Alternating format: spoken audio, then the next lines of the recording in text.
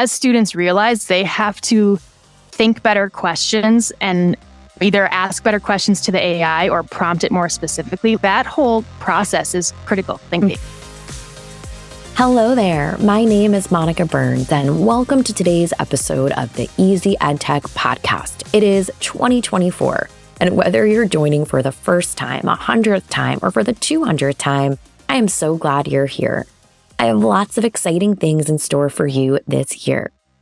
Each episode of the Easy EdTech podcast is designed to give you ideas you can try yourself, share with a colleague, or bookmark for later in the school year. Get ready for stories from my time in the classroom, the work I do now with schools and districts, and my travels to different EdTech events, as well as practical ideas and inspiring stories from new guests each month.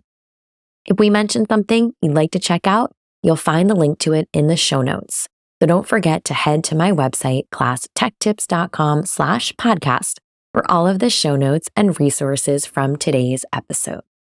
This episode is sponsored by my AI resources. Head to classtechtips.com/AI to access my free ebook with ChatGPT prompts, information on my AI and education membership, details about my quick reference guide, and links to every blog post I've written and podcast episode I've recorded about artificial intelligence. For everything AI, head to classtechtips.com/AI. This week's episode is titled Using AI in the Secondary Classroom with Becca McLagan. Becca is an instructional technology coach in Wisconsin who gets my weekly newsletter every Monday.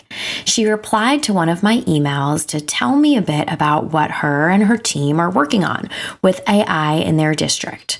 I knew right away I wanted to have her on the podcast so you could hear the story too. Let's jump into the conversation with Becca. Welcome to the podcast, Becca. I am so excited to chat with you about how you all are approaching AI in the secondary classroom. And before we get into all of that, can you share with listeners a bit about your role in education? What does your day-to-day look like? Absolutely. Thank you so much for having me. I am a secondary instructional technology coach, and I'm going to echo what I've heard other coaches say on the podcast, which is that every day today is completely different. So I actually took on this role during the pandemic, which meant everything was trial by fire, very early mornings, hopping on Google Meets with teachers. We were all learning a new LMS at the same time. So that was a really interesting way to start this role. And then I'd say since then, as we've all, sort of gotten used to being back in the classroom for the most part, I've transitioned more into a true coach. So I'm teaming up with teachers in what we call coaching cycles at our district. So we're looking at EdTech tools, but strategizing how to incorporate them at a much deeper level. Nice. So, I can work in any content area on any given day, and it might be a few days in the same classroom as a teacher, all the way to a few weeks. And it might be co-teaching, modeling, or just observing and reflecting. So it sounds like you're seeing a lot of different things, right? Spending time in lots of different classrooms. And so kind of bringing that all to our conversation, today we're talking about something that I know coaches, educators in all different roles are thinking about, which is setting up teachers and students to use generative AI.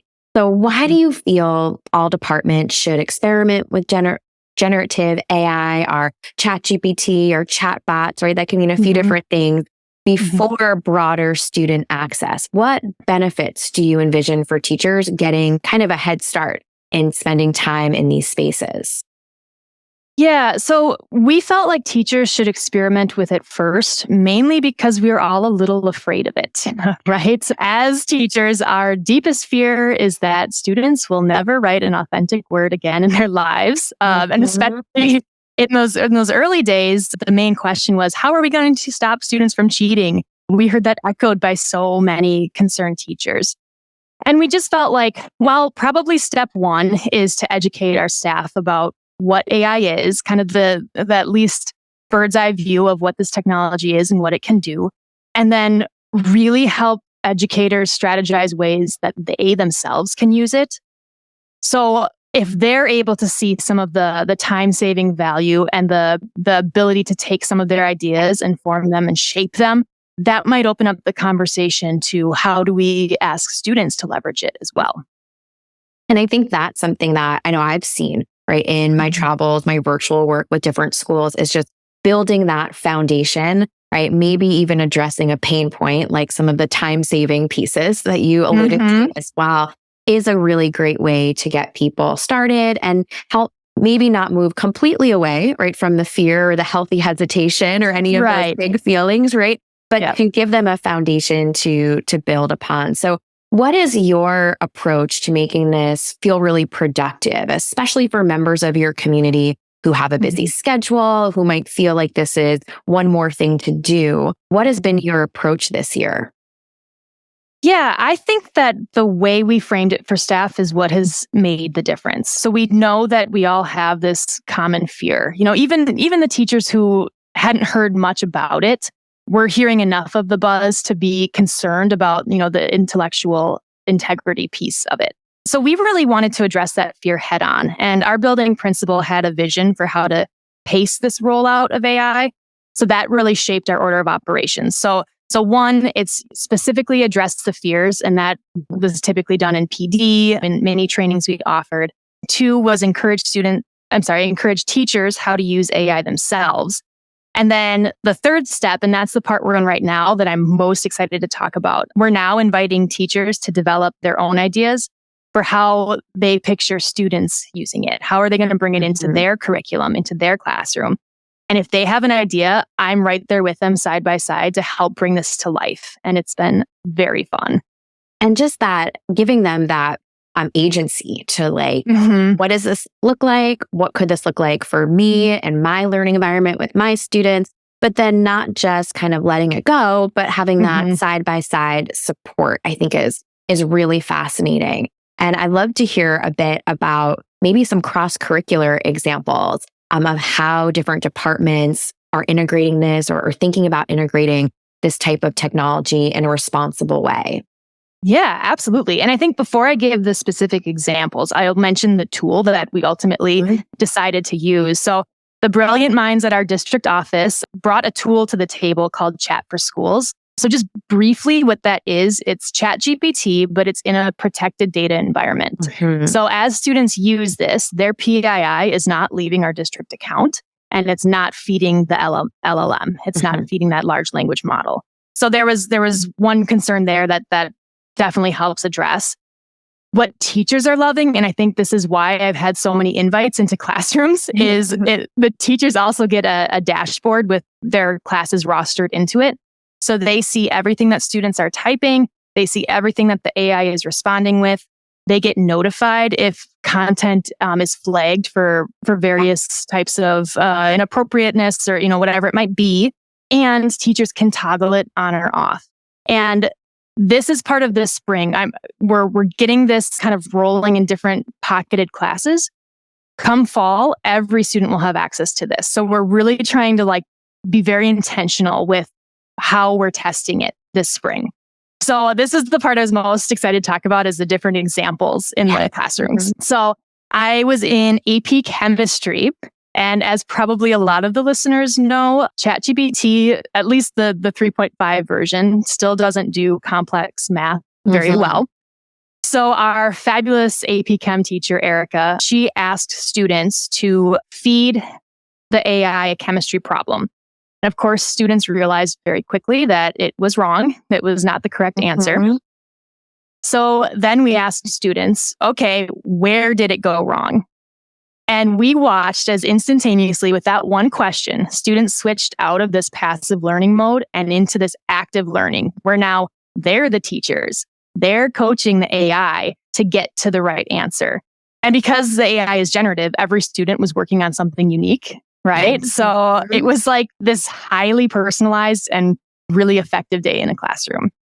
I thought that was very cool. Yeah, just that idea too, that it help shift them and put them in that critical thinking mode also. Yes. So of course, there's the content piece, which is so powerful, but then also that idea that they should question, right, these experiences that they have. I love that. Yeah, keep going. More examples. Yeah. Sure. Okay. So actually, the first class I teamed up with was a college writing course. So one of our veteran English teachers, Darcy, she came up with this really cool writing assignment because it kind of had a sneaky surprise at the end. So initially, she asked students to write a position paper, but their goal was to get ChatGPT to write it completely for them.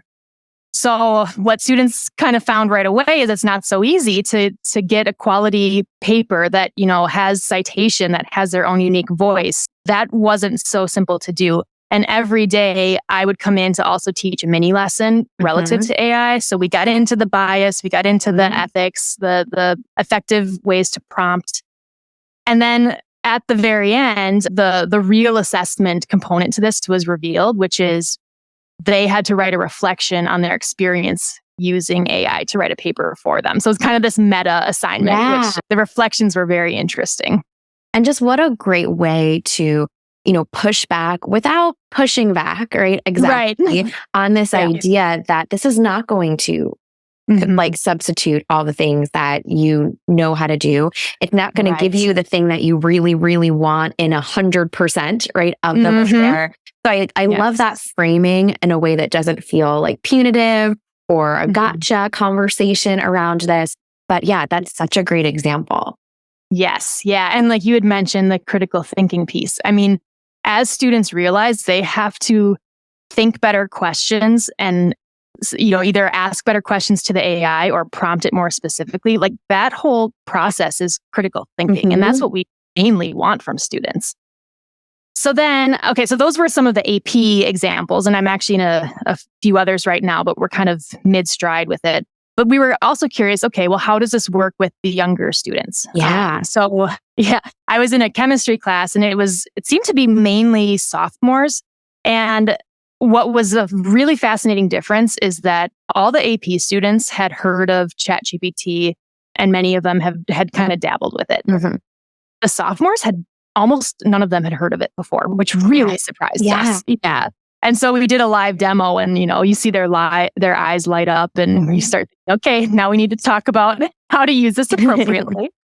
But that was a cool example too, because the teacher, Eric, noticed one thing he was having trouble getting students to do was synthesize information. So they could do really well on pocketed assessments, concepts in a silo, but putting them all together at the end, they just really struggled with it. So he gave them a question to converse with ChatGPT about that would require synthesis. And along the way, we would feed them, oh, hey, remember some of your key vocabulary from this lesson. Maybe you want to ask ChatGPT to include that. And kind of throughout that class period, we saw them come to a deeper understanding of the whole. That's just, that idea too of framing this around like, what are your expectations? What do you think would be, right, a quality piece of work? Oftentimes in really any subject area at a lot of grade levels, right, we look at exemplars, we talk about them with students, we ask them what you would add or what kind of feedback you would give.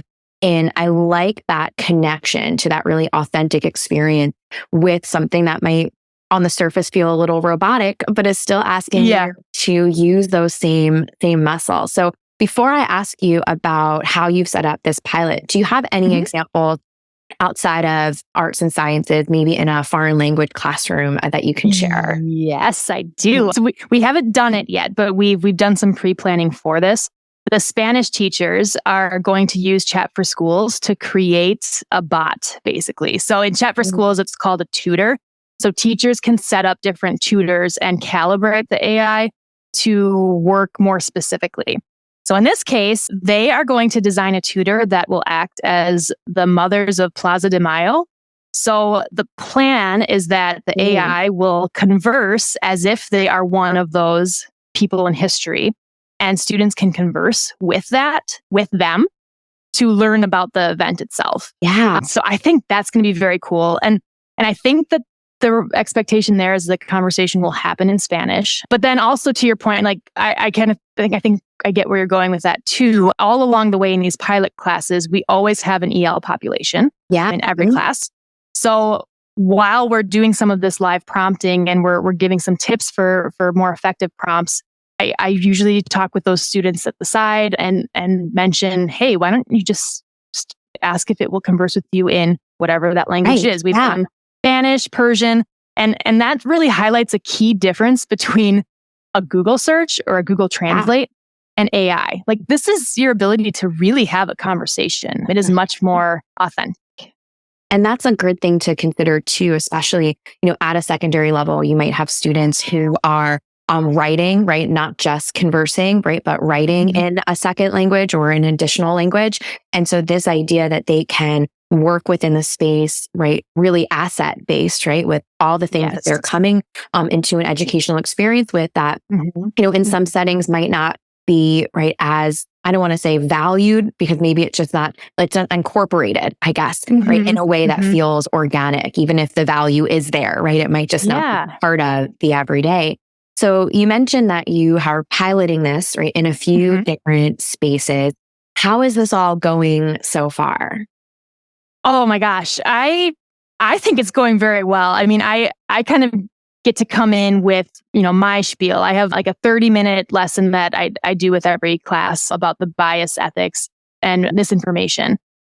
But I feel like what that does, it kind of primes students to think more critically about it. And then we launch right into the idea that each content area teacher has developed. And it's been very cohesive, I think. And I do want to say though, we have felt that priming for students has been very important. Having the deep conversation, the deep reflection about appropriate use, not only appropriate use, but also how it may not be right all the time. And that puts students in a state to really use it as a learning tool. I will say that earlier in the fall, I was in a class where we didn't do that. We just kind of jumped right into the AI.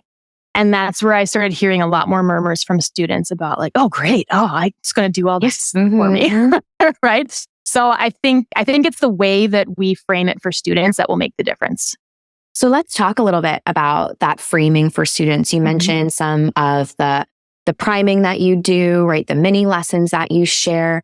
Are there certain areas, maybe around bias and misinformation or ethical consideration, that you found really resonate with the groups that you're working with, or that is high priority, right, for your school in terms of bringing to students? Yes. And actually, I think you'll link to them. I have the Canva presentation that we base this off of. I see students respond to two pieces. So I share an example with them of a prompt that I had tried out. I asked ChatGPT to give me top qualities of a female leader. Okay. And it gave me a list of 5 things. And so I showed those on the board. And then I'm like, all right, I asked the same thing, same exact prompt, same thread even, but for a male leader. And here's the list it came up with. And I just posted on the board and I asked them to talk with the people around them about what they notice and what reactions they might have to it. And it's interesting because, it's not like an evil list or anything like that, but there's certainly different qualities that show up in each of those lists. And we talk about, okay, well, might be true, but is it always true? And they, of course, say no. And I'm like, well, there's a great example of bias being reflected back to us through this AI. It only knows what we've trained it on, at least for now. It's just a reflection. So we really have to be aware of that. And then at the end, to get into the ethical component, I figured let's just ask students some questions and see how they feel about it. So we let them talk in groups, and then we usually bring it back whole group to share out some of the bigger takeaways. But some of the questions, for example, first one we post up there is, how do you feel about teachers using AI to grade your work? And there's usually a pretty strong reaction to that. Of like indignant, like, no, I would not be okay with that. And then, okay, is grading different than feedback? How do you feel about it giving you feedback? What if the teacher doesn't have time to conference with everyone in a class day, but they can use AI to give you fast, responsive feedback? How do you feel about this? So those conversations have been really eye-opening, and I like that we're framing them as questions for now. I think that's such a powerful way to introduce this, especially for educators who are listening to our conversation today and are maybe struggling to say, like, how would I answer this question? Or how would I address this if a student, a family member, a colleague brought it up to me? And just like you said, this can stay open-ended, right? As we're continuing to converse about this. And I love that idea of posing this to students and really having them talk it out and look at AI and the use of generative AI from a few different perspectives. So, if a listener wants to bring generative AI into their school community or their classroom, and if they're feeling that there is some resistance, what is a piece of advice you would give them? I think I would tell that person to think about other times where innovation outpaced preparedness. So the one example of that comes to mind for me is social media. I've been watching a lot of like Tristan Harris. He's the guy who did Social Dilemma. He's a leader of the humane tech movement. He has a lot of great talks that I've watched and I would recommend, where he makes this comparison to the dawn of social media and how we just really weren't ready for it. And we know there have been some pretty significant negative impacts, especially on our young people. So especially when talking with teachers, I kind of make a similar comparison. It's here, it's happening, it's not going anywhere. So we kind of have a choice. We have this small window of time where we might be able to get a little bit ahead of things and maybe coach our students and ask them to be reflective on the use of this technology before they actually use the technology. And that is a very small window. So let's take advantage of it. And I love that framing because I do think it resonates, right? We've seen different things come in, not just into education, but in different spaces that we inhabit.